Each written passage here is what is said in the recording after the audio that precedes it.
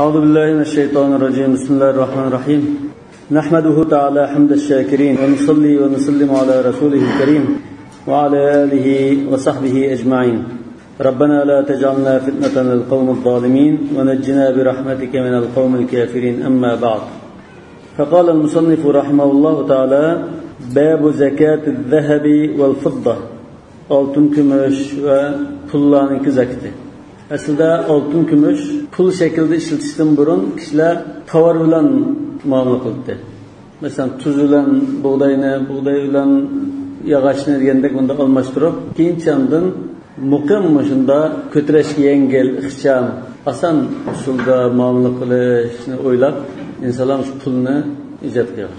Altın, kümüş pul şekilde işletilib, yaqin çağlara kadar tenge tilla vardı. Mesela Resulullah sallallahu aleyhi ve sellem'in zamanında tenge tilla vardı. Tenge kümüşten, tilla altından. Tillani Rim imparatorluğu işletse, tengini İran imparatorluğu işletken. Peki Araplarda şu Resulullah'ın zamanında Rimliqning tillasın var, İranlıqninki kümüş tengelerin var. İşkilesin bunu da işletdi. Tillanın neç türleri var şu çağda. Kümüşün, tengenin şunda neç türleri var. Lekin Araplar şu çağda ağırlığını ölçem qilib işletken. İki xil tenge ulab qalsa bunun ağırlığını mancha uqiyada bilan bunda işletdi. Keyin Hazrat Ömerning zamanına kelgan chaqda bu tengelar 3 xil, 4 xil bo'lib ketgandan keyin kishilar muomala qilgan chaqda qulaychilikni keltirib chiqargachqa Hazrat Ömer 3 xil tengening o'ttir hal ağırlığını qilib tengi so'qtirgan. Keyin Abdülmelik ibn Marvan'ın zamanında Hicriye 77-78 yılları andın İslam devleti soğuktuğun şu tengiler otura çıkan. Bir tarafı la ilahe illallah, yaqulullahu ahad, Allahu ekber deb yazgan. Aşında tengiler azırmı Avrupa'nınki müzikalları saklanırlar. Tilla, tenge, peki Hazreti Ömer'nin zamanına kadar şu İranlıqninki özünün şu padişahlarının resimleri, padişahlarının isimleri yazılgan tengi tillarını işletken. Hem de hazır şu kağıt pul tengi tillar şu pulun ornuğa destek. Yani insanların bir kadar terakki edilip bu iğinasını, o metal, maden naslini endi ko'tarib yurish afsiz bo'lgandan keyin kağıt pulni chiqarib lan. Aslında şu kağıt pulni tarqatgan chaqda 20 asrning boshlarida kağıt pul o'tkazilgan chaqda kağıt pulninki qarshiligida bankida oltin vardı. Mesela 10 koy desek 10 koy xuddi 10 koy loyiq oltinning hujjatidek. Biz şu 10 koyni shuna bankaga olsak, qachon olsak 10 koy oltin qaytarib oladigan shunday. Keyin undan buni bekor qilib o'tib hozir bu faqat lan şu o'zaro almashtirishga ishlatilgan bir narsaga aylantirib qo'ydi. Hozir bu 10 koyni olsak bankadan bunun karşılıklı altını vermedi. Yani şu kağıt pul, şu altının hükmeti bulandı, bulundu diyen meselede Mecmuat Fıkhı İslami 3. nöbetli kurultayı yığılıp bunda karar kılgan. El-amlatul varakiyye nuqudun i'tibariye fiha sıfatu thamaniye kamilatan ve lehel ahkamu şer'iyyetul muqarraratu lil-zahbi vel-fiddati min haythu ahkamir riba ve-zeka ve-selam ve sair ahkamihima. Mesela riba şekillenişte olsun, selam ahkamları, başka her konuda muamele işlerde altın gümüşün onunla bilen deseydi deb bekledik. Bu mesela birisi çıkışı mümkün. Bu riba degen altın gümüşte buluttu. Bu kağıt pulda riba var deb bir ko'rsatib yo'q. Şu kağıt pulda banka qo'yib jazoni qilsang jazo bo'lmaydi deb chiqishi mumkin. Lekin Mecmuat Fıkhı İslami'ninki qarasi buni shunday olan yo'lini taqib Bunlarga altın, kumush desak, o'shada hozirda kağıt pulning ahkamini bayon qilgan bo'lamiz. Qala va tajibu fi madrubihima. Altın, kumushninki tanga tilla qilib soqqanlarda, zarb qilganlari deymiz. Shu altın, kumush qilib soqashni zarbi deymiz. So'ng bu davlatninki Qashqarda soqqan shu pullarga zarbi kashqar deb yozilgan. Va tibrihima. Tibr degan altın, kumush shaklida soqalmagan. Kepek şekilde buluşu mümkün. Kepek altın deymiz. Bazıda uyul yambudak bir parça kümüşü altın buluşu mümkün. Lekin unda tenge tilla şekilde sokalmagan. Ve huliyihima ayollarning altın zibizinnatlari, kumush zibizinnatlaridimi zakat qiladi. وآنيتهما altın gümüş kaçak kuşular bolsa onunla mümkündür. Elbette bu yerda altın gümüşni işletishning hukmi ustida to'xtalmadi. Altın gümüşni işletish, yani yemek içmekte, müşkündür turmuşda işletish haram. Sahih Buxoriyda hadisda la tashrabu fi aniyatiz-zahab wal-fidda wa la ta'kulu fi sihafiha. Altın gümüş qachilarda yeb içmanglar, bunun telenge, tahsillardami yeb içmanglar. Lekin bu yerda buni ishlatishning hukmi ustida to'xtalmoqqa zakat kilidi kelmaydi, shuning hukmini bayon qildi. Navat tijarata aw lam yanwi idza kana nisaba. Buningda tijorat niyati bo'lsin, bo'lmasin, shu boylik o'lchinga yetgan bo'lsa ham zakat kilidi. قال الله تعالى والذين يكنزون الذهب والفضة ولا ينفقونها في سبيل الله فبشرهم بعذاب أليم. Muş ayette allaqal vucuba bismi'z-zahabi vel-fidda. Zakatni vacib deyishda oltin kumushga ismga bog'lab qo'ydi dedi. Oltin kumushni bunda basirib yetib oldiganlar demakchi. Mush yerdan yaknizun degan so'z aslida ko'mab saqlashni ko'rsatadi. Lekin buning ishiga ko'mmay uyda saqlashmi shirkdir. Odatdan fil g'olib oltin kumushni o'g'irdan yo boshqadan saqlab nima qildiganlar yoki ko'mab saqlaydigan bo'lg'achqa shuni iborat so'z. Ko'mmay odatda yanchiqda yoki sanduqda yo uyda qo'yib saqlasmi o'xshash.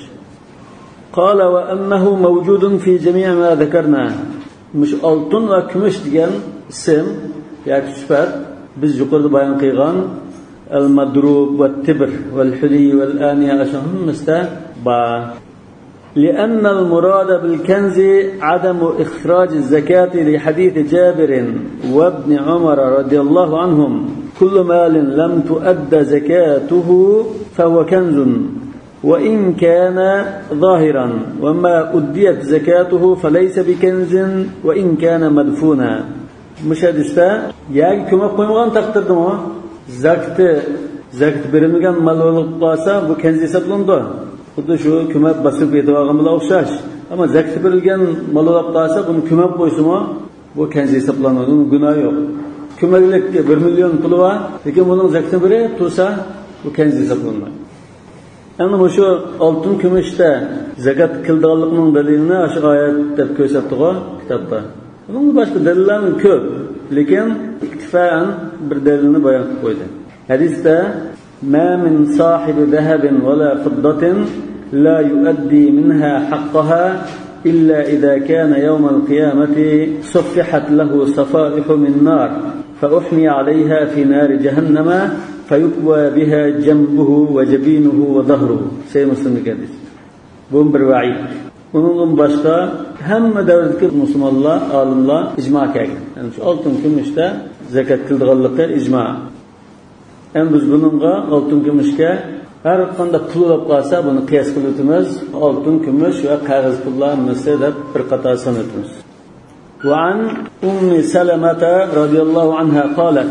Ana Ummi Salama radhiyallohu anhaning hadisini boshlashi hozir bu oltin asboblarga zakat qilish masalasiga dalil. Al-Huli deydi.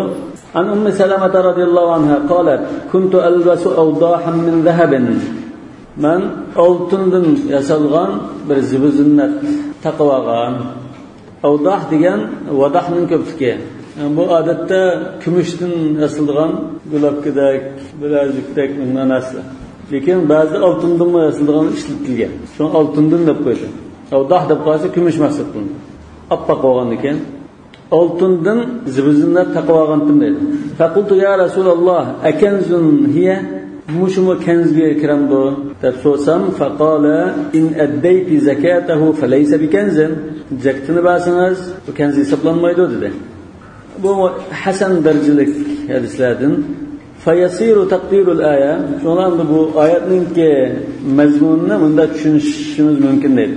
Vallazina la yu'adduna zakataz-zahabi wal-fiddati fabashshirhum bi'adabin alim. Oltin kumushning zakatini bermaydi Alloh deymiz. كمواسن كمومس ورأى امرأتين عليهما سواران من ذهب فقالا أتحبان أن يسوركم الله bisivarayni min nar ikkinlarga Allah Taala altın o'rniga o'tdan ikki bilazik taqab qo'yishini yoqtiramizlar. Qala Taala qala fa'addiya zakatahuma. Unda olsa zakatini beranglar.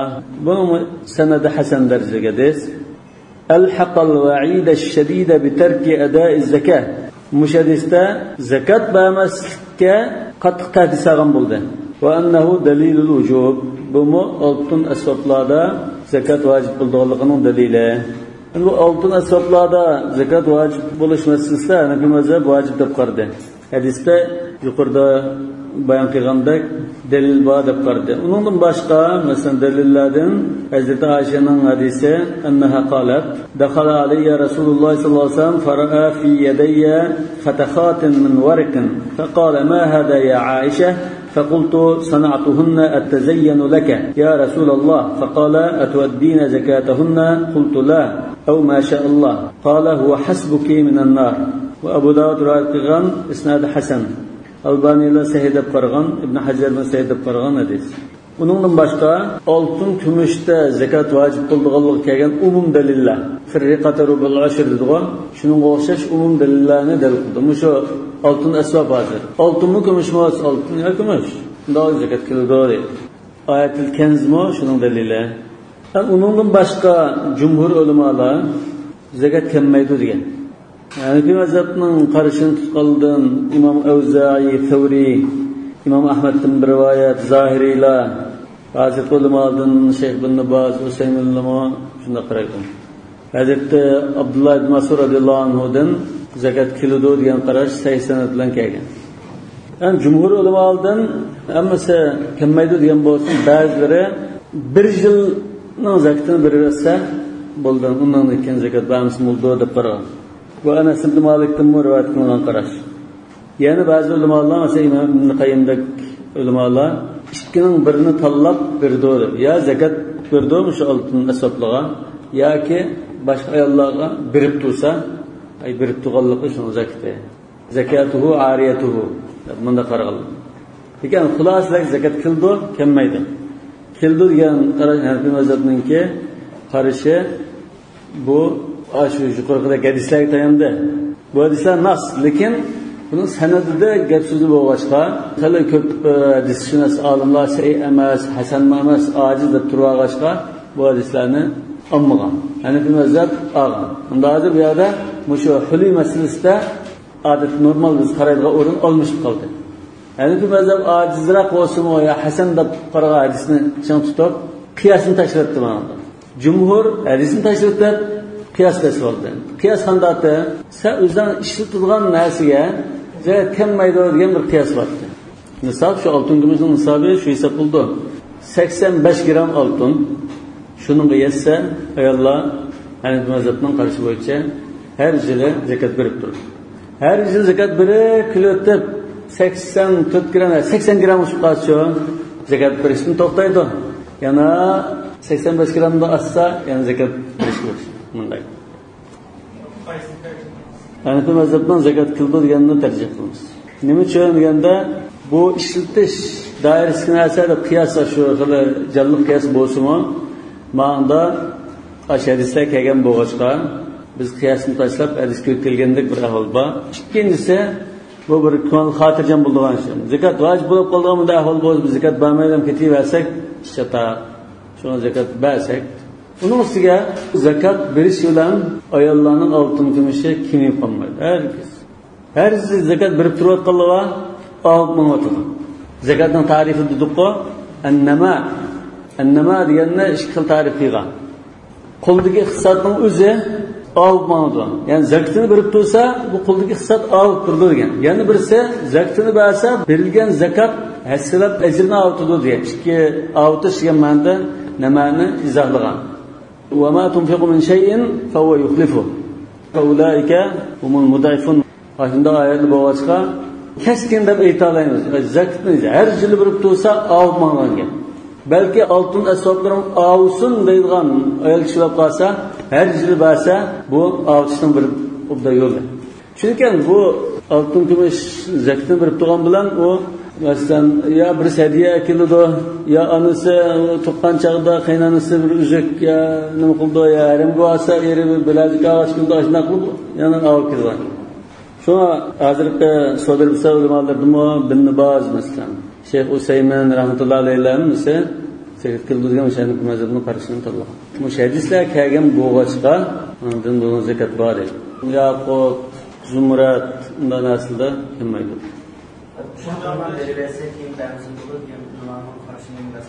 Hazreti Anas ibn Malik'ning qarashiga tayangan. Hem bu malin nami emas deyishim. Bilezik nima? Qo'l avrat emas deymiz emasmi? Üzük nima emas? İlla ma zahara min hadiganni al-khatim al-wajh deydi-ku. Shu qo'lni bo'g'achqa qo'l odatda öğretemez deb mumkin. Ba'zi ulamolar öğretib qarasa lekin öğretemezken mushu öğretemezken ko'z qilgan dillarimiz. Xudoga mushu masalalarni masalan biz o'tgan darsda bayon qilgan masala olsun, mushu masala olsun, davomli jamiyatda kishilar shu so'raydi. Ayollar so'raydi, boshqa so'raydi. Buni bir qismdan o'rnatib olsak, ayollarning bizni zakat qiladi. Buni arifu qarashlar, zakat qiladi degan qarash rajih deb qilsak, fatvoni bir yasan bu. Kishilar ko'p so'raydi buni. Ham bu zakat masalalari qarasanglar, zakat masalalari bu iqtisod ishlatishlar. Iqtisod degan turmushningki jam tomiri bu. Ya'ni mushu biz o'qish orqali va mushu amaliy turmushda ijro qilish orqali Almaniylarga amaliy raddiya oldi. Mush qiyinimiz Almaniylar raddiya va Almaniylar bu İslam bu din degan shu o'tira tasbih sirbiya subhanalloh deb o'ttasang shu islom. Ya o'ylanib Qur'on o'qiysa bu turmushga insonlarning hayotiga jamiyatga hech qanday munosabatsiz deb turibdi. Ma'lum mana eng raddiya. İslamning butun hayot sohasida ko'rsatmalari, bekitgan tuzumlari va tajriba qilgan qonunlari amaliy isbot. Ham bu yerda zibuzinnat masalasida ittifoq kelgan bir o'rin bor. Ixtilof bo'lgan o'rinni bayon qildik. Ittifoq kelgan o'rin bor. Masalan, oltin, kumush yasalgan qochqicha desak, buningga zakat keladi dedi. Nima uchun bu harom? Harom dairada ishlatilgan narsa. Buning uchun keladi. Bu bir xil buni cheklashning bir çaresindek. Zakat birisi bununla degan. Bu ittifoq var. İkincisi bu heykeldek aslında haram dairedeki narsa bo'lsa oltin kumush onun mümkün. Üçüncüsü hazır bazı erler altın zenciye solduğan mukla işi bağı. Burununda ayol mizaj adam yoktu. Hazır onda payda oldu da. Muşunga zakat kilidi. Bu ittifak var. Fakat lan kumush yüzük olap kalsa kumush yüzük ekenmeydi. Elbette bu nisab emasmaz ayrım. Lekin aşın nisab etken aşında zenci ve onun başka aşında 85 gram altın zıbızının da var. Yani aksineyle adam bulup kalsa adam bulup kalsa zakat kıldı deyimiz.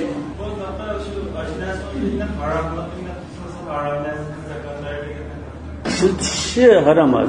Onun mülki kirişi haram bulup kalsa onun zakat kelmeydi, zakat kabul kılmaydı bunu bilmemiz. Lekin bu adamın işıltışı çeklengen. Lekin özünün halal iktisadının kıygan bozmu işıltışı çeklengen. Asarati onda öyle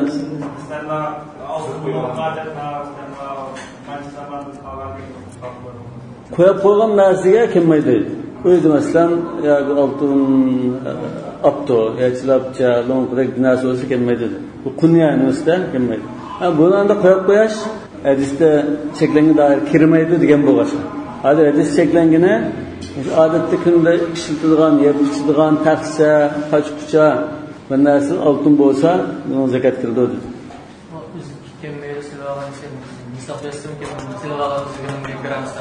Onun kelmaydi. Nima uchun?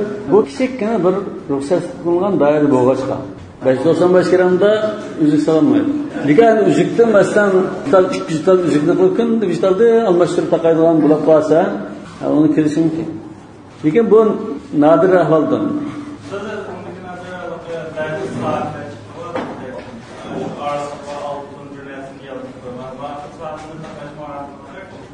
Altın yaltılgan bo'lsa ham bu da kishiga. Bu altın zinnat, bunu asli şu ayollarning erlarga yasinish uchun zinnatlanishga ruxsat qilingan narsa. Şu Kur'an-ı Kerim'de bu "Evme yuneşşe'u fil hilyeti ve huve fil hisam gayru mubin." Altın zinnatta çoğulganlar soruluda tutuşup noklanmaydı deydi. Yani bu aksiyon olmaz. Ayol kişi altından kıymetlensi olsun. Ya buldu. Ma'lum altın kumuş bo'lganlikdan. Yana bir türe zinnatdan ishlatmabdi, lekin shunda ixtisas shaklda sanduqchalar saqlasa, uningda zakat vojib bo'ladi. Chunki bu o'zida masalan bilazuk ya alqa ya gulab shaklida bo'lsa, yani buni shunda jiq setilib pulni saqlab qo'ygandek saqlash mumkin. Qala va yudammu ahaduhuma ila al-akhar. Ahaduhuma yana al-dhahab wal-fidda bir kishining qo'lida oltindan bo'lib qolsa, nisob yetdimi? Zakat berdi. Shunami? Ya kumushdan bo'lib qolsa, uni zakatini berdi.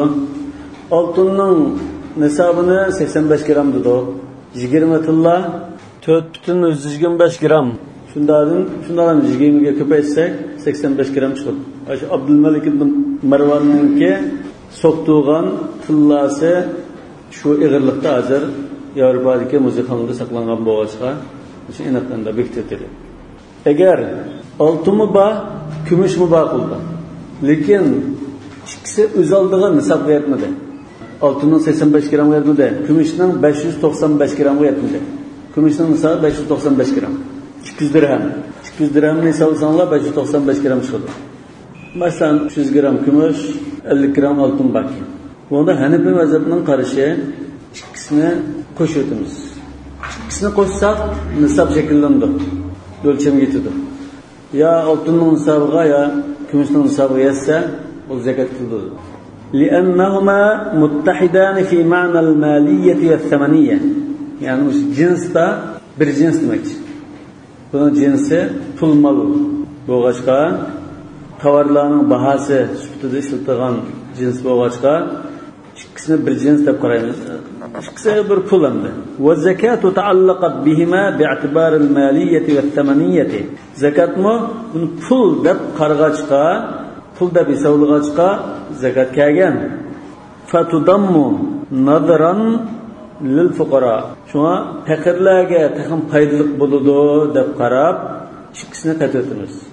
Agar ikkisini qatmagan taqdirda jumhurning qarashi bo'yicha desak, zakat kamaytiradi, zakat bermaydi. Bu zakat bermaydigan odamlar zakat beradigan qilgan ekan, buning zakati kambag'alning yanchiqqa tushadi. Undan ekan kambag'allar uchun foydali. Cumhur kamaydi deydi. Nisobni bekitishda har yili masalan biz zakat beradigan chaqda oltinning bahosini shu kunda urib boqamiz. Oltinning bahosini urgan chaqdami oltinningki 24lik oltin emas, 18lik oltin. Yani 85%lik oltinni bahosini so'raymiz. Farq bormi? 30-40 qo'y farq bor. Masalan, bugungi kunda 1 grami 300 qo'y bo'lishi mumkin. Ya 280 qo'y bo'lishi mumkin. 300 qo'y deb qarasak, gram 300 qo'y. Ya to'rtani shunda assak oltinning bahosi shundan chiqadi. Agar 18lik deb qarasak 270 qo'y bo'lishi mumkin. Taxminan deyiladi. 300 qo'y desak, 300 qo'yni 85 ga shuna ko'paytsak, 25 mingga atrofida nasib. Sidam oltinning bahosi. Biz sidam oltinni hisoblaymiz. Yani nokcha oltinning bahosi bu. Zinnat ishlagan nima emas. Nokcha oltinning bahosini hisoblsak 85 gramga 1 gramning bahosini ko'paytsak 25 ming qo'y, 28 ming qo'y, 20 ming qo'y atrofida nasib chiqadi. Yani shu o'lcham. Agar kumushning nisobni belgilamoqchi bo'lsak, kumushning bahosini so'raymiz. Kumushning bahosi hozir 3 qo'y ya 4 qo'y 1 gram. 3 qo'y deb qolsak 595 gram, 600 gram deylik. 600 gramga 3 qo'yni ko'paytsak 1800 qo'y. Yani 1800 qo'y hozir sharoitda eng namroq zakat oson bo'ldi deganning qo'lida bor. 1800 qo'y bor. Deganda o'limalardan kumushning nisobini hisob qilamiz deganlar bor, oltinnikini hisob qilamiz deganlar bor. Hozir ko'pchilik ulamolar oltinnikini hisob qilamiz, Chunki shu 5 tuga 40 qo'y endi hayvonlarda bekitgan o'lcham bilan hozir qimmati oltinning yiqilishida, ammo kumushning qimmati bak tushib ketdi deb bunda tarjih qiladi. Oltinning bunisi shu hisoblanadi. Ama kümüşlükte üz bulak azar kıymet tüketmeli parmayı arayıklar. Ya kumushning o'zidan 595 gram kumush olib qolsa, ayriydi. Altıda kümüşle kıymeti katmayın deyildi ve Peygamber dalili şarmallığa kıyas. Yani şuna muallif nudida bixilaf-i sawain. Bixilaf-i sawain deyish bilan jumhurning dalilini tepetmoqchi. Siz sawainga qiyas qilib turib, buni har birini o'z oldiga hisoblaymiz, qatmaymiz dedingiz. Lekin bu farq qiyas. لأن الزكاة تعلقت باعتبار العين والصورة. Çünkü savainda hayvanında zakat aşının cinsi ve şekliga qarab mavu tuga, mavu qo'y, mavu kalidab şunun chetishlik ular belgilangan. Va ajnasu muxtalifa. Tugi bir cins, qo'y bir cins, kali bir cins. Lekin bu yerda oltin bilan kumush bir cins. Undan ekan siz qilgan qiyas ma'al fariq. Niyada hazır cumhurning qarashini bayon qilmaylam, shu cumhurning dalilini so'qayotgani, shunda bir qarash bor, shunda qiyas qilib qolsa, biz bunda raddiya beramiz demoqchi. Thumma 'inda Abi Hanifata yudammu ahaduhuma ila al-akhari bil qima. Endi bu nimaga chetishlik masala? Qanda qo'shimiz bu shuni. Qanda qo'shib hisoblaymiz degan chetishlik masala. Imom Abu Hanifa oltin bilan kumushni bir-biriga qatirishda qimmati bo'yicha hisoblaymiz dedi. وعندهما عند الصاحبين بالأجزاء degani miqdori bilan demoqchi. Ay gram, mancha misqol degan miqdor bilan demoqchi. Bu ikkalarining qarashimi Imom Abu Hanifadan Navodirda rivoyat qilingan ojiz bir rivoyat. Lekin zahir rivoyatda Imom Abu Hanifa bil qiyma degan. Yani bunun misali çoğulsa ve suratuhu men lehu aşratu methaqila zahab ve ina'u fiddatin aqalla min 100 dirhem. 10 miskal altın desek bu altının nisabının yeri mi? 85 gram desek 42 gram altın baki. Yana bir kumush qachi baki. Aqalla min 100 dirhem. Kumushning nisabı 200 tenge desek bu 100 tengeden azroq ekan. Lekin buning qimmati gram soni az bo'lgan bilan qimmati 10 misqal oltin bilan barobar ekan. Tajibu zakatu indahu khilafan lahuma. Bu 10 misqalning qimmatini qo'lda bor 10 misqal qassab 20 misqal 85 gram oltin to'liqlangan bo'lg'achqa zakat keldi dedi. Ama sahiben yak bunun qimmatini emas, miqdori qaraydi ig'irlikqa. Ig'irlikqa qarasak bu qacha nisabning yarmi yetmaydi. Undan keyin yarim nisab oltin bo'ldi, yarim nisab kumushdan to'liq bo'lmadi, shundan zakat kelmaydi deymiz. Yani bunun toplami nisab yetmadi. لأن المعتبر فيهما القدر لأنه المنصوص عليه. Yani şu ayet hadislarda bekitgan tilg'og'ini ig'irlik miqdori etdi. Undan bu ikki turni to'plasak 20 misqal oltin to'shmadi. Undan zakat kelmaydi demoqchi. وله يعني لأبي حنيفة رحمه الله أن الضم باعتبار المجانسة. Biz bunu qetishda ikkini bir cins deb qatimiz buni. Wal mujanasa bil qiyma. Cins bo'lishi uchun buni qimmatiga qarasak unda bir cins degil bo'ldi. Fa idza tammat al qimatu nisaban min ahadima wujida as-sabab. Undan keyin qimmatini shunday deb qilsak, ikkisining birisining qimmatida nisab to'liq bo'lsa, zakat vojib bo'ldi degan gap. Bu hamda ikkini qatgan chaqda qimmatini hisoblandik yoki ig'irlik miqdorini degan talash tartishgan. Ama bu ikkini qatgan chaqdagi ahvol, lekin yolg'iz bo'lsa, yolg'iz kumush qachili bo'lsa, oltin yo'q. Kumush qachidan 5 bor. Lekin 5 ni hisoblsak 200 dirhem yetmaydi. Lekin qimmati falan pul. Bu chaqda qimmatini hisoblamaymiz ekan.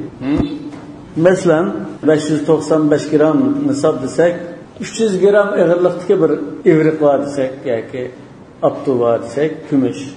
Lekin qimmati 200 tanga yaraydi ekan bu. Zakat vojib bo'lmaydi deymiz. Endi hozir mana kitobligini ikki turda narsa bo'lib, buning qimmati bilan hisoblab qaytaramiz emas. Qala va nisabu az-zahabi 20 mithqala va fihi nisfu mithqal. Oltinning nisobi 20 misqal deb bekitdi. Her bir misqal 4,125 gram. Cemi 85 gram degan bo'ldi. Va fihi nisfu mithqal 85 gramda yoki 20 misqalda 20 misqal, ya'ni 40 dan biri, 2,5% demek. Bunda icma var. Yani şu nisab bo'ldi 85 gram oltin 20 misqal bo'ldi. Bo'lgandan buningda 20 misqal, ya'ni 40 dan biri zakat qildirganda icma. Liqawlihi sallallohu alayhi vasallam يا علي ليس عليك في الذهب شيء حتى يبلغ 20 مثقالا فإذا بلغ ففيها نصف مثقال. مش حديث أساسا. قال ثم في كل 4 مثاقيل قيراطان. 20 misqaldan aşqandan keyin her 4 misqalda 2 qirat zakat keladi. Lekin 4 misqal yetmez şu. Mesela 21 misqal olsa Ebu Hanife'nin karşıda şada bu affu demek. Xuddi saimada qandatda 40 qo'y.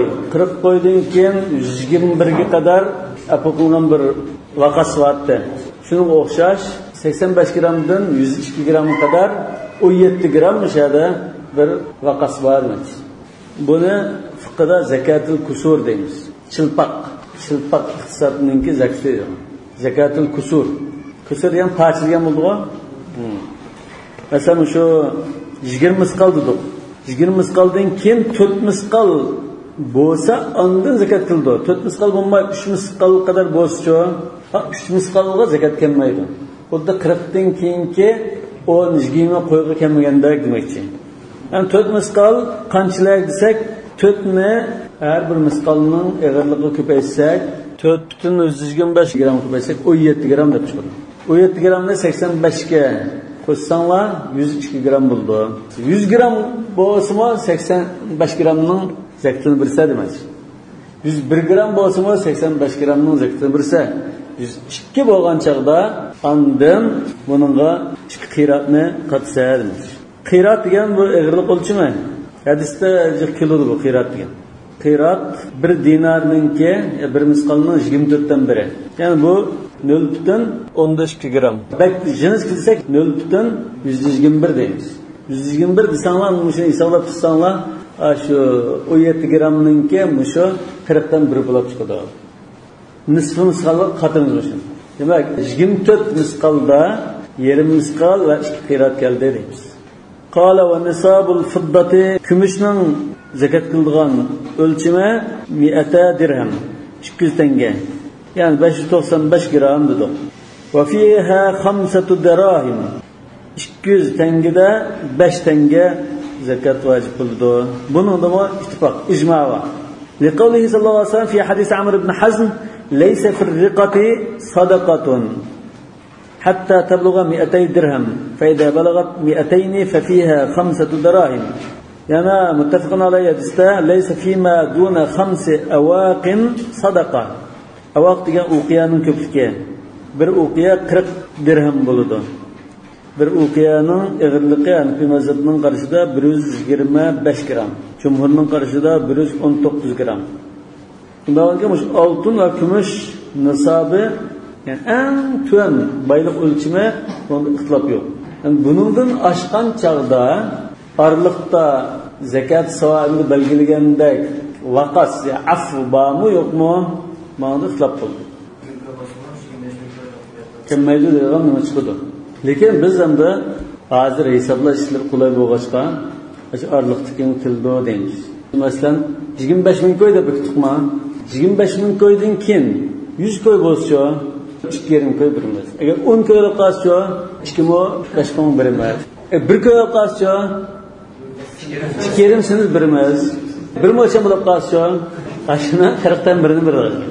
Misal, yani bu Ebu Hanife aşında qiyinchilik bo'ladi. Dal uni belgili bo'lmaydi. Parçının bunda belgili olmaydigan ahvoli bo'ldi deb aşında zakat savobini qiyos qilib turib, ham belgili bo'lgan bir arliq nima qilib, unda atlab mangmas demakchi. Qala thumma fi kulli 40 dirhaman dirham. Mesela altında 20 misqaldan keyin her 4 misqalda andın kilodu dedi. Ama yani 85 gramdan keyin 17 gram avsa andın kilodu. Bu 15 gram, 14 gram, 10 gram bolsa bunun da zakat yok dedi. Yani kümüşte 200 tengeden keyin 40 tenge ketilsa andın zakat kıldı. 239'da kemmeydi demek. Yani o 239'da 200'lü birisi. Peki 39'ı vermeyse demek ki. Lekin sahibanın karşı milli sıntıgıçı isavlap bunda bir tengeden zakat kıldı demek. Ve hada inde Ebu Hanife mana. Ebu Hanife'nin karşı bu. Bu karaş lekin sahabe-i kiramlardan, Hazreti Ömer'den, tabiilerden, Said ibn Musayyib, Ata, Tavus, Şabi, Mekhul, Zuhri, ondan fuqahadan Avzai'nin karşı. Bu kümüşte şunda düşün ama altında mı şunda? 20 misqalga 4 misqal algandan keyin andan 4 misqalga zakat berse bulmasa şu 20 misqalga zakat berse degan qarash. Tavusdan rivoyat qilingan bir qarash var. 200 nisab andan yana 200 qaytilsa bir qatlansa kildo ortiqqa qatlanmasa kelmaydi. 200 da bir keldimi? 399 da yani şu 300 dan. 100 olsa andan 100 ga. Andan 599 kadar yani şu tözge 600 olan çadımda. Lakin bu bak aciz karaş. Ve qala as-sahiban ve cumhurun karşı ma zada ala nisabi minhuma fez-zekatu bi hisabihi. Nisabdan şunda bir tenge aslan şu bir tenge qanchalik zakat kıldıran bolsa 2% hesabida zakat kılayverdi dedi. Hatta yecibe indahuma fi'd-dirhami az-zaid al-200. 201 olib qalsa, bir tengeninki 40dan 1 kilodo 2%. Juz'un min 40 juz'an min dirham. Ve kezalika al-qirat az-zaid ala al-20 dinara. Mesela 85 gramdan keyin bir qirat eşib qalsa, yani 1 gramning 5dan 1 demdo 2 milligram dedi qiratni. 0.121 deydi. Aşında bir qirat 85 gram katib qalsa, aş bir qirat mı 40dan 1 zakat kıldı deydi. Liqavlihi sallallahu aleyhi ve sellem fi 200 dirhemin 5 dirham. 200'de 5'ten zakat kıldı ve ma zada fe bi hisab zalik. Eşib ketginde aşının ölçüm boyunca, hesab boyunca dedi. Rava Ali radıyallahu anhu. Yani bunlar açlıkta kıyas kıldı. Mesela buğday unda açlık bulup qalsa, şunu mesela mançilik nisabı deb qalsa, şu nisabdan 40 tal buğday açsa bir tilni ayıradigan. Yoki o'sha deb qalsak 10 talning bir tilidan. Mesela 10 taqadinki 10 tallama chiqib qoldi deylar. Ya nisabni deb qalsak shunda. Ya 5 awsuqdan do 5 awsuqdan 5 awsuqga 600 kilo deb narsa. Şunu 10 tal buğday ishib qalsa bir tili o'sha qildi deydi. Bundan mana ana qiyas qilamiz. Lekin Abu Hanife rahmatullohi alayhi famazada bi hisabi zalik deganni qanday tushunda 200 tengida har 40 ta bir tenge kilamta 200 ni oshgandan keyin har bir 40 ga bir tengidan shu hisob bo'yicha birisiz degan mazmun bo'ldi buningda. Undan 200 dan keyin 40 bo'lsa bir tenge. 80 bo'lsa 2 tenge. Bunda hisobsa shu ismida demakchi deb tushungan. Endi bir ehtimollik bor endi. ولأبي حنيفة رحمه الله قوله صلى الله عليه وسلم في حديث عمرو بن حزم وفي 200 درهم 5 دراهم وفي كل 40 درهما درهم. Ondan keyin her 40 ta bir tenge degandan 40 bo'lmasa zakat kelmaydi degandek mazmun bor. Walam yurid bihi al-ittida. Yani bu 40 tenge deganda 200 ning ichidagi har bir 40 ta bir tenge demakchi emas bu yerda. 200 dan oshgandan keyin 6-40dan do 6-40ning gapi bu. Va fi kulli 40 degan va fi kulli 40 ba'da al-200 dirhamun degan bo'ldi deb tushundim. Fa yakunu al-murad ma ba'da al-200. Undan keyin 200 dan keyingi 40 ta 40 bo'lsa 1 dirham keldi. 40 bo'lmasa kelmaydi degan ma'no. 200 ning aşı dastlabki birinchi 40 ta bir tenge var demek emas bu. 200'den keyin ortiq 40 bo'lsa, undan keyin bir tenge birisi zengap deb tushundi. Yani 40dan 5 bo'libdi, 5 ni berdi. 6-cı bir 40 kelsa, 6-cı tengeni birisi demakchi. Shunda mazmuni chiqarmoqchi. Lekin bunda shundan narsa chiqadi, digli bo'lmaydi. 40'ta bir teng keldi. Lekin 40 bomba bir tengdan 20 yoki ma'lum % keldi desho. Ha? Bu ichki tarafning hadisdan kelgan dalili shunda ehtimol. Fayakunu muradu ma ba'dal miyatin. 200 dan keyin ondan 6-cı bir 40 bo'lsa 6-cı tengi keladi demakchi. Yana bir dalil vali annahu nisabun lahu afun fil ibtida. Bu nisabning dastlab boshlanishida bir apoqonga o'rin batishunama. Yani dastlabki 40 kelmaydi, 2-chi 40 kelmaydi, 5-chi 40 bo'lgandan keyin ondan kelibdi.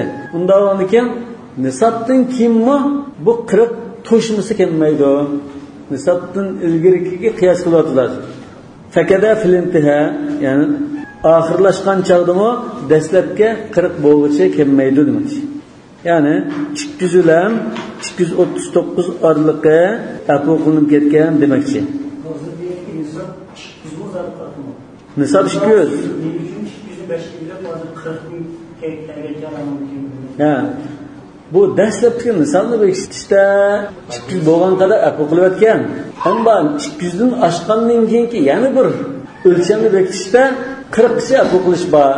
Ilgarigidan bir aql qilishyapti, va keyingisimi 200 dan oshganni bir aql qilish bor demak. Bu bir aql qilish bor, onun dengisini bo'lsin. 200 dan keyin yana 240 bo'ldi, 240dan keyin 280 bo'g'icha. Har 40 ta bir atlaydi. Abu Hanifa'nın qarışı. Kessayma degandigilar hozir Abu Hanifa Sharmallah qiyas qildi demak. Sharmallahda 40 qo'y bitib bo'lgandan keyin yana 121 qadar bir nimbatigi, andan 400 dan 500 ga, 500 dan 600 qadar ashunda nimbat. Mana bu 40 dan atlaydigan vaqas bor demakchi.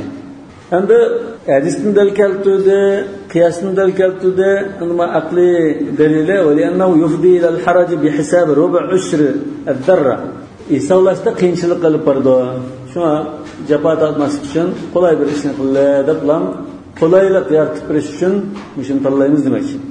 Masalan, ad-darra bu zarra wal habba wad daniq wad dirham bular hammasi ig'rilik o'lchamlari. Müslümanlar işletken ölçümler. Aslında zarra diye kızıl çümülü diyen buldu. Zarranın ağırlığına 0,100 milyonda 23 gram. 0,1 açıklıktan 6 milyonu vurup 23'ünü yazsanlar zarranın ağırlığı. Bir zarra artık oldu dese, bu nezriye vardı. Bir zarra açtı, nisaptın dese, bir zarranın 40'tan birine kanda çıkarmaz. Bu kıyınçılık oldu dedi. Ondan keyin vel habba degan birdan. Muhim bir o'lcham bu. Ammo bu masalan arpaning bir dinimi, yo qichining bir dinimi, yo buğdayning bir dinini hisobladimi? Ashuna birdanga hisoblab turib, ondan bekitga o'lcham. Lekin vazni habba desammadan biladi. Masalan, hadisda ala vazn nuwatin min dahab deydi-ku, qo'mni urg'a degan. Shun bir o'lcham. Ma'lum o'lcham shuning nazarda. Hamda habba degan qanchalik 0,10,425 gram. Bazı qarashda 0,1059 gram hesaplaydi. Mesela muşunun ma'lumda 40'tan birini qanday bekitamiz? Va daniq 0,1095 gram. Yani yarım gram bektimdi, yarım gramga yaqin. Dirham 3,12 gram. Vel haracu madfu'. Yani bunda qiyinchiliklarni biz odatda yo'qotishimiz lozim. Şeriat harajdan qutuldirib kelganimizni. Lekin shu sohibaning va jumhurninki qarashi shu jallo. Unga hozir hisoblashda oson edi. Telefonlar hisoblayapmizmi? Qala va tu'tabaru fiha al-ghalaba. Fi al-dhahab yaka fidda desak bo'ldi. Fima mekazunida. Fima damlar. Oltin kumushda oltin kumushning sap oltin kumushning miqdori jiqroqmi yoki tumi tuch mistak manda moddaninki saxtalik moddasi ig'roqmi shuni qaraymiz deydi. Fa in kanat lil ghish kanat yani al ghalaba lil ghish fa hiya urud. Masalan bir tilla bunun ichidagi oltin 30% tumi yoki mis 70% bo'lib qolsa bu odatga tumi tasdiqlik. Mes va kazadik. Oltin demaymiz uni. وإن كانت للفضة فهي فضة altınga ya kümüşke eğirvassa işindeki madde o çağda buna altın kümüş deyimiz. 70% altın ya kümüş var, 30% tümümüz tuç diyendek nasip olsa buna altın kümüş deyimiz. Lekin sahtılık arlaştırılgan altın kümüş deyimiz. وكذلك الذهب لأن ذلك لا ينطبع إلا بقليل الغش. Yani altın gümüşte sahtılık kılıp, mesela altın gümüş yasagan takdirde mi? Bunda yaltık kılıp lan bunda yasamaydı. Çünkü bununla cıqraq bir narsa katkandan keyin, onun keyin 30%, 40% katkandan keyin onun jangda görünüşü mümkün değil. La yantabi degan altın ya gümüş tabii sındırılmaydı deydi. Fala yakhlu minhu. Bundan keyin bu sahte altın, sahte gümüşlermi altın ya gümüşten hali emas, altın gümüş baş onda. Ve yakhlu an kathiri, lekin köp yok. Yani bunun içinde 70%, 80% degandek yok.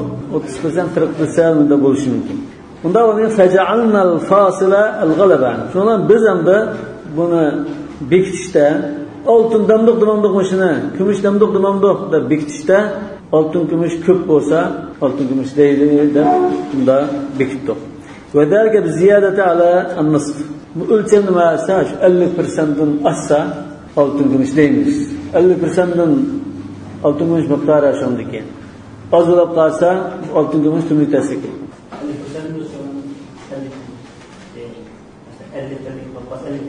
50'de 50 olsa hesap olmaydı. Fatecibu fi zuyuf ve nabahraca.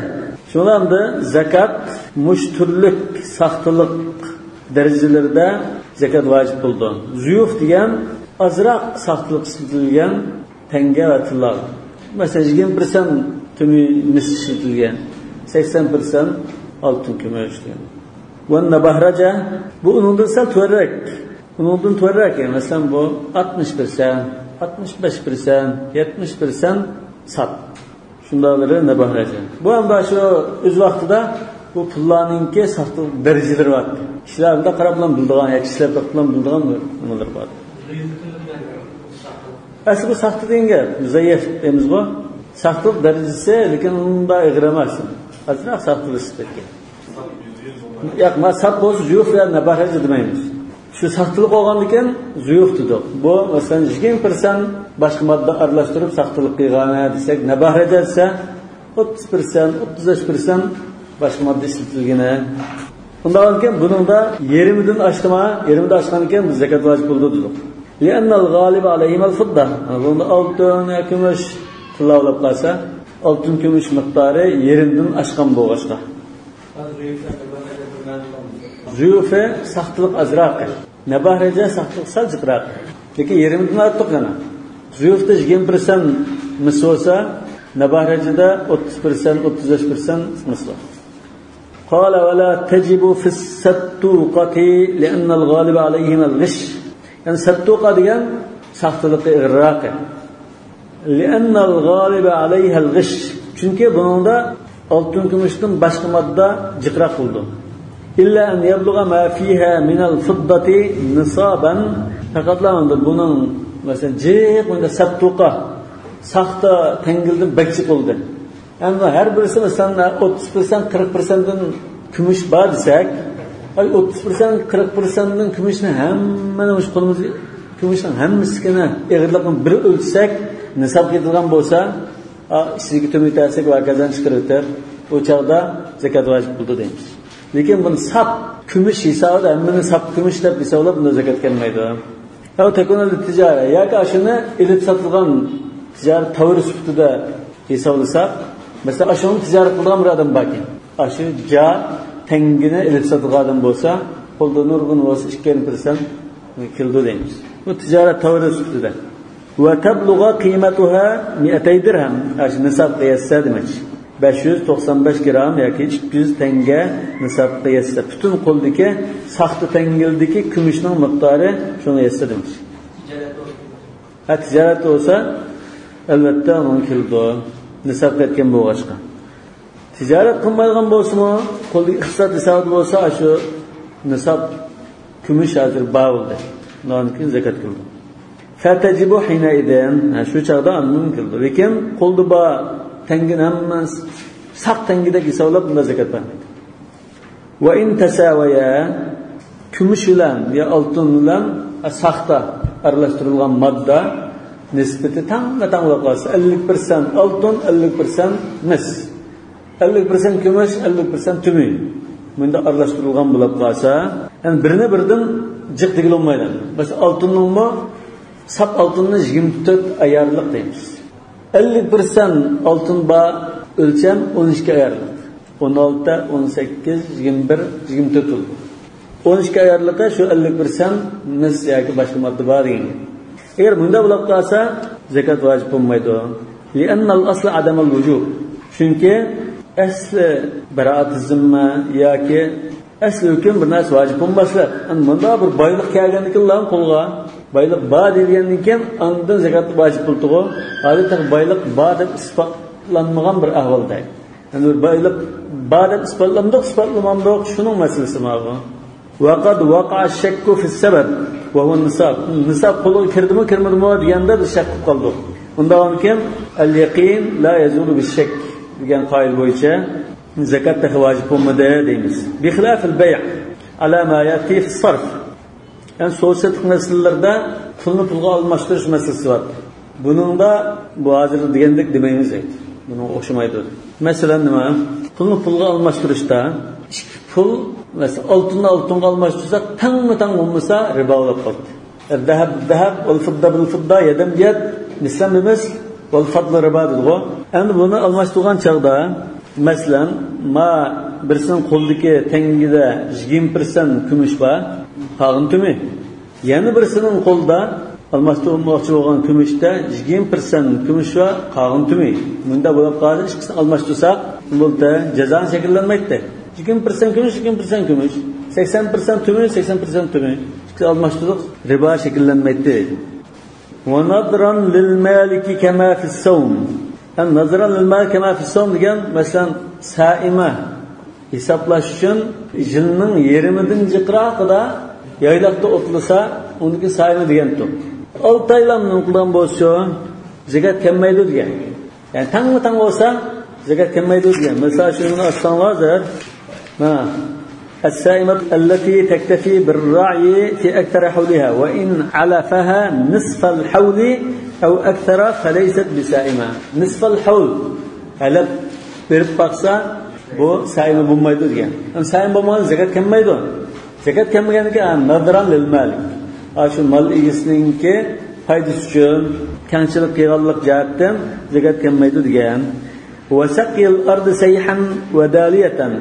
Kırılma zeminne seyhan diyen ekin su, daliye diyen çakbelek. Ya çakbelek olması mesela kala ya ki başka çarılda kuduktan ya ki tüyendin yukarı su tatıp, su toşup ne yapıyoruz? Ya çilek bilen toşsun, ya çakbelek çökültüp su çıkarsın. Aşağı bunu görsüzdü.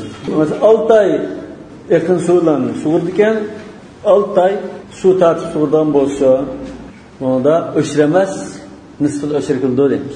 Alamayatı bu, bundaki kıldı. Kim yardım onda bir başka bablardaki misallarını bir bitti. Qala vel mu'tabaru fi'd dirahimi kullu asharatin vazn 7 methaqil. Endi bu dirhamninki türleri ko'p. Her bir davlat o'z oldiga dirham so'qab, pul chiqarib qilgan bo'lg'achqa dirhamlar ko'p bo'lib ketib, buning ichidan dirham shar'iy shariat shu hisob qilgan o'lchamga loyiq dirham qaysi, buning eg'irlik qanchalik, buni bir bilaylik demoqchi. 10 tangining miqdori 7 misqal keladigan bo'lsa, shar'iy dirham shu deydi. Ya'ni shu xulafa rashidning zamonidan tartib o'lcham qilingan shu demoqchi. Ya'ni bu 10 tangininki vazni 7 misqal degan nima degan gap? Bir tenge 4,125 gram desek, bunu 7 köpeysanlar 29,175 gram çıkıyor. Yani ondan ki bu şer'i dirhemninki ölçüme, eğer biz xulosalab chiqarsak, şer'i dirhemninki egirligi 2,975 gram. 3 gramga kichikgina kam qoladi. والأصل في ذلك ما روي أن الدراهم كانت مختلفة على عهد عمر رضي الله عنه. Hazreti Ömer'in zamanında dirhemle neç türlükti? 3 türlük desek, bazıha 12 qiraatan. Bazısı 12 qiraat. Yani bir qiraat ne? 21 milligram dedik. 12 qiraat. Yani 2 gramda günerse. Ve bazıha 10 qararit ve bazıha 20. Qiraat boyunca hesaplayla bunu gram usundurujumay. 12 qiraat, yani bir tür varken 10 qiraat, yani bir tür varken 20 qiraatken. 3 türlük. Yani kişiler bunu ilim satın qilgan çağda Mayıs tenge dese 10 qiraatlık tenge hesaplaylardan 12'lik 20'lik yapasının farkını hesaplap avarsızlık oldu. Ve kânun nâs yahtelifûne fî muamelatihim. Talaş tartış cengizcilerle bulup gitti. Feşâvere Ömer'u radıyallahu anhu es-sahabete radıyallahu anhum fekâle ba'duhum khud min kulli nev'an. Keneşke çakırgandı ki mesleğini ilep bazılar şuna mesleğet verdi. Her bir tengenin 3'ten birini ilep her tengede ilgan 3'ten birini bir cemlesen ottıra hal bir dirhem çıkıdı. Aşında soktuğun der mesleğet vergin. فَأَخَذَ مِنْ كُلِّ دِرْهَمٍ ثُلُثَهُ. Şu çağda 3 tengenin 3'ten bir dillan hesaplap aldı dedi. فَبَلَغَ 14 qiraatan. Otturda bir tenge çıktı. 14 qiraat. فَجَعَلَهُ dirheman. Şunlar muşunu bir tenge edip soktu dedi. Bazı rivayette Hazreti Ömer Abu Bigal da bir raşın tümüçüdeki adamımızga buyurtu soktuğan demir şuna dirhemil bagli dedi. Soqqa adamga nisbat verilir. Bazı rivayette ya racihlar rivayette buna şu İran tarafta tutuldum bizga soktuğan diye rivayet. Fajatul ashratu 140 qirata. Bundan 10 tenge 140 qirat ağırlık geldi. Ve zalika 7 mataqil. Şu 10 tenge 7 miskal çıktı. Lianna al-miskal 20 qirata. Çünkü bir miskal 20 qirat. Yani bunu biz hazır bu mürekkep daireye kiricimay ay dirhemda şu hadislerde ya sahabının kep qalsa ağırlık qanchalik deb uqmoqchi bo'lsak 3 gramdan to'g'ri 2 gram 95 milligramda bir narsa. Şu Abdülmelik ibn Marvan'ın ve ondan keyingi xalifaning hammasining so'qtugan dirhamlarini tekshirsa 2'de 9, 2'de 8, 2'de 8 yarım, 2'de 9 yarım unda çıkıyor. قال ولا زكاة في العروض إلا أن تكون للتجارة. عند hazır ticaret tovarlarının zekatı ötkülüp ketdi. Urud degan elif setip paydalaşqa tayilgan malni ko'rsatdi, tovarni ko'rsatdi. ولا زكاة في العروض إلا أن تكون للتجارة. Elif setip paydalaman deb bozorga soldigan tovarlarda zakat bor. Uningdan boshqa ishlatiladigan narsa mandan yo'q demoqchi. وتبلغ قيمتها نصابا من أحد النقدين. Aşı qo'lik tovarning qiymati oltin yoki kumush nisobining birisiga yetilgan bo'lsa, endi hozir oltin hisoblasak, oltinning nisobiga yetilgan bo'lsa, va tudammu qiymatuha ilayha. Aşı qo'ldagi oltinga yoki iqtisodga aşı qo'ldagi tovarlarning qiymatini qo'shib zakat berdi. Endi hozir biz do'konchi emasdan, tijoratchi. Zakat bermoqchi bo'lsa qanday qilamiz? Oldi bilan qo'limizdagi naqd pulni bir hisoblaymiz. Undan keyin qo'limizdagi tovarni bir hisoblaymiz. Ondan keyin qarzni hisoblaymiz. Oldigan qarzimizni shuni qatimiz, berdigan qarzimizni shuni chiqaramiz. Shu qo'limizdagi iqtisod mana bunda chiqadi. Chiqqandan keyin shuni 2% ayiramiz. لأن الزكاة إنما تجب في مال نام زائد عن الحوائج الأصلية. والنماء يكون إما بإعداد الله تعالى. Yani zekat adette ağıp turduğun ihtiyacını serip şahsi istimal kılmaydıgan miner kesitinin saymalıdek emez artık ağıp turvatkan mal kıldıgan boğaçka hem kasıbı bir yıl ötken kıldıgan boğaçka bir yıl ötse havlanın havlgen şartın bağmış eder. Lekin kitap kılgan mıdır? Onda zekat kıldığı. Vennema Endi o'sash, avush yakunu imma bi'idadillah. İki jihatdan buldu. Birisi Allah Taala aşını avusu avut qiladigan bir mal qilib bersa, aşınga bir tayyorgan bo'lsa Allah Taala, bu Allah Taalaning o'rinlashtirishi bilan anna mal nami bo'lib ketdi. Fa innahu Taala addahuma lin-nama. Allah Taala bu oltin kumush shu pullarni avushga o'rinlashtirgan. Haythu khalaqahuma thaman al-ashya'i fil asl. Bunu aslında tovar eşyalarınki bahası qilib yaratib o'tgan. ولا يحتاج في التصرف فيهما والمعاملة بهما إلى التقويم والاستبدال. Yani bunun qo'limizda bo'lsa, buni hisoblash, zakatini berishda, buni boshqa bir narsaga chiqib turib, almashtirib, uning qimmatini berish demaymiz. Endi hozirgi zamonda uni pulga chiqib turib, pul beramiz, lekin o'z vaqtida shu qo'limizda oltin bo'lsa, oltinning bir qismini, kumush bo'lsa, kumushdan bir qismini bersak bo'ladi. Bundan boshqa narsaga almashtirish kerak emasdi.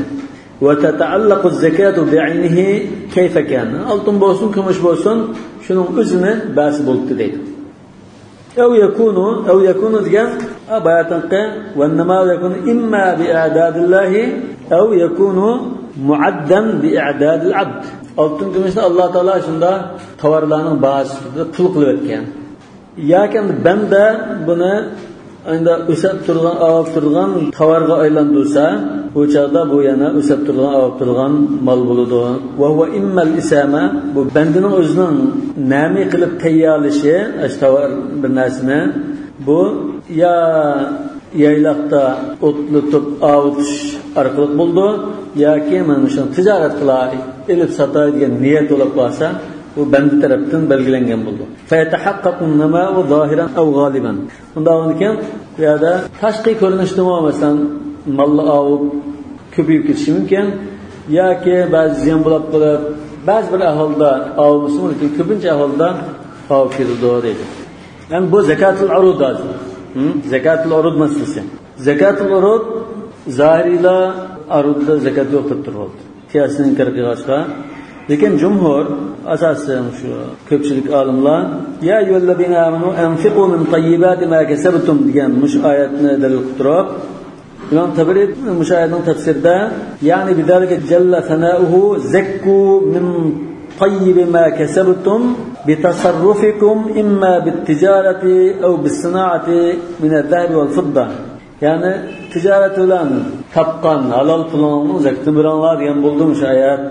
Mujohid mu min tayyibati ma kasabtum min at-tijarati deb tafsir qilgan. Yani salaflardan shunda tafsir qilgan. Buning ustiga xud min amwalihim sadaqa degandek umum nususlimi shuni ko'rsatdi. Amwalihim yani mal mulki, adammış tovar, tijoratchining do'kondagi tovar narsalar mal mulki emasmi? Mal mulki. Shundan zakat ol degan bo'ldi. Azraq bir hadisda Samara ibn Jundub radhiyallohu anhu kana Rasululloh sallallohu alayhi vasallam ya'muruna an nukhrija sadaqata mimma nu'iddu lil bay'. Biz sotilgan tovarlarni zakat berish buyurgan degan. Yani Hazreti Ebu Zer radhiyallohu anhu hadisda fil ibli sadaqatuha va fil ghanami sadaqatuha va fil bazzi sadaqatuhu. Bazz degan kiyim-kechak, raf, uy saymonlar deganda narsani ko'rsin. O sanadi hasan. Imom Ahmad va Darqutni rivoyat qilgan Zaylai isnadi hasan degan hadis. Bunun başqa sahabe va salaflarning ijmoi var. Yani urud-u tijarda zakat qildi degan. Lekin urud-u tijarda zakat qilishning sharti birinchi niyat. Yani niyat bo'lishi lozim. Men shuni tijorat qilaman, elib sotaman degan bir niyat bo'lishi lozim. Ondan bir yil o'yinish lozim.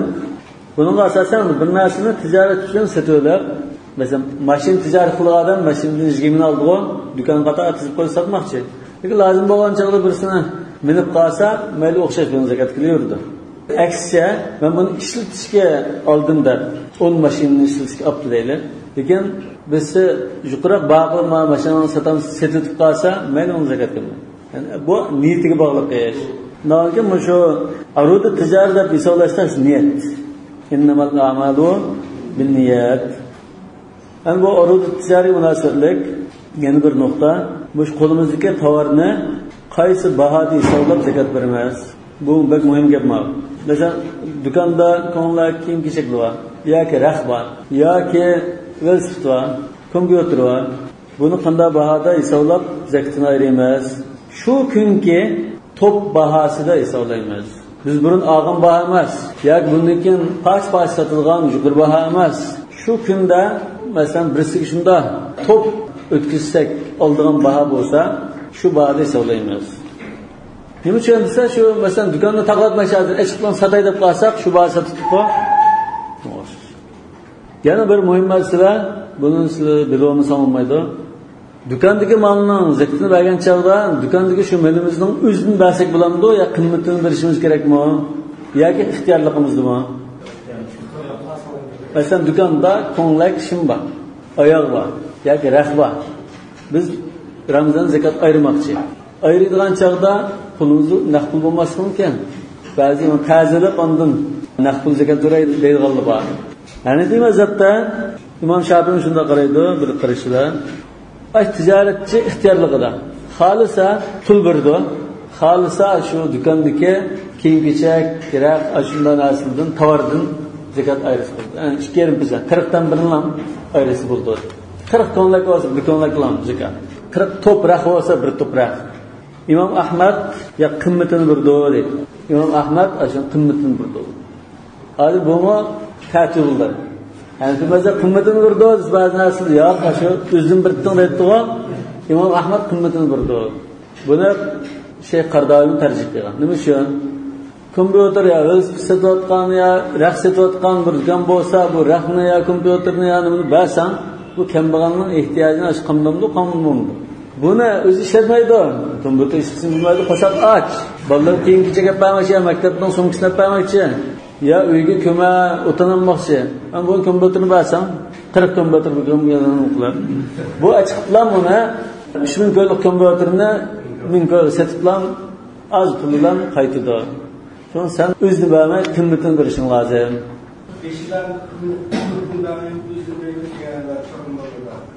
Yani bir mazhabda qimmatini bersang mayli, o'zini bersang mayli degan ishni azad qo'yib qo'ydi. İmam Ahmad Qardaviy tarjih qilgan qarash pul bersa anfa' lil fuqara.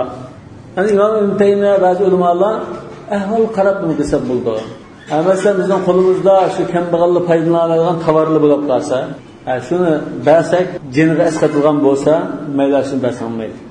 Ya bu kambag'allar foydalanmaydigan, bayadimni isitadigan, iste'mol qilgan boshqa bir narsa bo'lib qolsa, yoki turmushda lozim bo'lmaydigan narsa bo'lib qolsa, qimmatini bersa deb qaraydi. Qala: "Wa laysa fil 'urud nisabun muqaddar, li'annahu lam yarid ash-shar'u bidhalika, fayurja'u ila al-qimah." Yani bu nisab bu tovarda tovarning turi jiq bo'lgandan keyin bu bekitilmagan narsa. Ko'nglak bo'lsa, manch ko'nglak, kompüter bo'lsa, manch kompüter deganda bir nisab yo'q. Lekin buning qimmatini baholab 20 misqal yoki 100 dirham shu qimmat bo'yicha nisab hisoblaymiz. Wa idha quwimat bi ahad an-naqdayn sara al-mu'tabaru al-qima. Oltin kumush ikkisining birisi bilan baholab hisoblasak, bu chaqda shu qimmati hisob bo'lgan bo'ldi. Qimmati shuning nisobiga yetsa, nisob shu bo'ldi. Fatudammu ila an-naqdayn. Undan keyin qo'lamda masalan 50 ming ko'ylik mal bor do'konda desak, yani bu 50 ming ko'y qimmatni qo'limizdagi 50 ming ko'yga naqd pul qetib 100 ming ko'yga zakat beramiz. Lima marra. Yuqoridan da shu bir-birini qetib dedi-ku. Va tuqawwamu bi ayyi an-naqdayn sha'a. Qalgan oltin kumush ikkisining biridan qaysining ba'zi bo'yicha hisoblisi bo'ldi deydi. Masalan, qo'limizda ko'nglak bor. Bir ko'nglak 1 dirhamdan desak, 100 ko'nglak 100 dirhamdan do yoki bir ko'nglak 20 tilladan desak, tilla bo'yicha hisoblagan bo'lamiz. Endi hozir shu ko'yildan hisoblaymiz, yen bilan yoki dollar bilan. Li'anna al-wujuba bi'tibar al-maliyya. Çünkü bir vacip bo'lishi shu bir iqtisod, mulk deb vacip bo'lgan. Va taqvimu yu'arriful maliyya. Yani bahalsak malning qimmati qanchalikkan deb buning qimmatini chiqarib turdi. Va naqdani fi zalika sawa. Oltin bilan kumush shunda o'xshash. Fa yukhayyar. Shunga ixtiyorlik bor. Xuddi hozir masalan Misrda ba'zini biz muomala qilsak, masalan Junay bilan muomala qilmaymiz, ba'zi dollar bilan muomala qilamiz. Xalsa qo'limizdagi narsani dollarga hisoblab, manchi dollarlik hisoblakin deydi. Yoki junayga hisoblab, yoki yenga hisoblab manchi yen deydi, o'xshash. Oltin yoki kumush hisoblab o'xshash. Va an Abi Hanifa rahimahulloh yuqawwimuha bima huwa anfa'u lil fuqara. Kambag'allarga eng foydali shaklda baholaydi deydi. Ya'ni bu demakchi o'g'ina fidda bilan baholaydi. Fidda bilan baholsa, qo'lamni masalan 200 tangalik tovar bor ekan desak, Ya 100 tengelik tovar varken pulam 100 tenge var, 200 tenge oldu, zekat kıldı denge çıkıdı. Peki altın olan baharap kalsa, o çağda sağ hazıramda, jiqraq tovar olsa anda zekat kıldı, azraq tovar olsa zekat kelmaydi. وهو أن يبلغ نصابا نظرا لهم. Yani aş kambag'allarga zakat tayson deb zakat qildigan tön nisabga yaqin holatda bashtirib tortimiz deydi. Yani hozir buning farqi bor dedi-ku, 25 ming ko'y bilan 2 ming ko'ydek orliq. Kumush hisobsa 2 ming ko'y tovar, do'konda 2 ming ko'y mal olsa zakat qildi. Oltin bilan hisobsa 25 ming ko'y bo'lmasa zakat kelmaydi dedi. وعن محمد رحمه الله بغالب نقد البلد لأنه أسهل. Şu jutta qaysi pulni ko'p ishlatsamiz? Pullarni ko'p ishlatamdi, kumushni bor. Mesela Mısırda dollarni ko'p ishlatmay, junayni ko'p ishlatadi. Bizning jutta yenni ko'p ishlatadi. Lekin şu ishlatgan pul nim bo'lsa shu bo'yicha hisoblaysa. Endi hozir qanday hisoblsak, oltin o'lchimini qilsak o'xshash chiqadi. Ammo kumushni hisoblsak o'xshash chiqmaydi. مش فرق. والله أعلم بالصواب. سبحانك اللهم وبحمدك أشهد أن لا إله إلا أنت أستغفرك وأتوب إليك.